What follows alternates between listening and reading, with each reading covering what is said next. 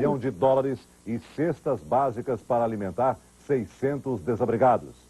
Segundo os meteorologistas, o temporal que atingiu a região foi de rara violência. Uma frente fria chocou-se com a massa de ar quente que cobria a região norte de São Paulo. A diferença de temperaturas, em torno de 20 graus, provocou a formação de uma linha de chuva muito forte.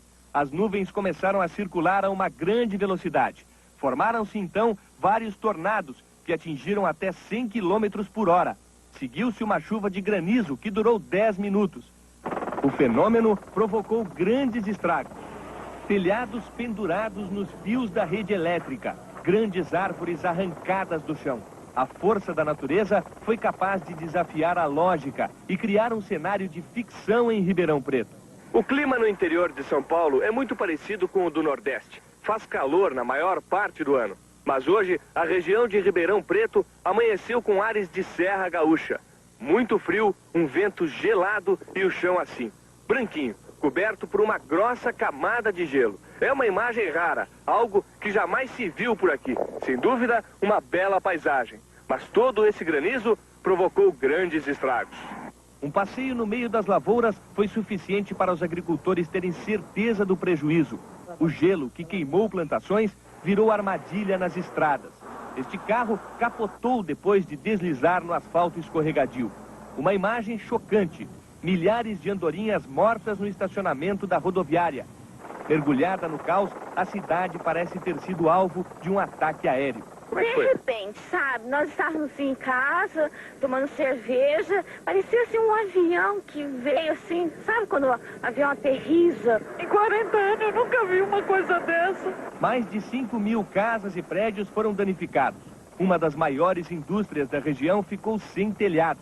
Neste prédio, bem no centro da cidade, um andar inteiro foi destruído. Neste local, cerca de 200 pessoas participavam de uma animada roda de pagode, quando, de repente, a chuva de granizo fez o teto desabar.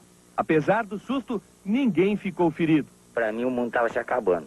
Aquilo era um barulho que parecia que os ouvidos da gente iam estourar. As maiores vítimas foram os moradores das favelas. Muitos barracos desabaram. 3 pessoas morreram soterradas. Mas a tragédia poderia ter sido ainda maior. A parede deste depósito foi parar no chão, derrubada pelo vento. No meio das ruínas que ficaram, um carro, ou o que sobrou dele, e uma história de sorte e de azar. O motorista decidiu estacionar neste local exatamente para esperar o temporal passar. Quando a parede começou a cair, as 4 pessoas que estavam aí dentro, pai, mãe e 2 filhos, só tiveram tempo de sair correndo. Eles se machucaram, mas por uma questão de segundos, conseguiram escapar da morte.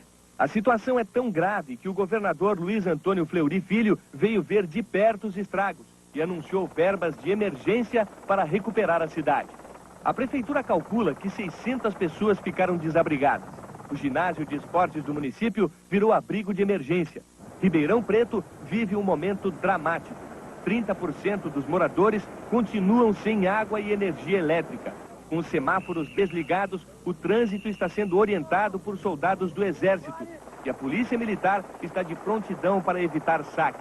A cidade, considerada a Califórnia brasileira por causa de sua riqueza, não teve outra coisa a fazer senão arregaçar as mangas e trabalhar para recuperar o que foi perdido. O temporal provocou estragos também.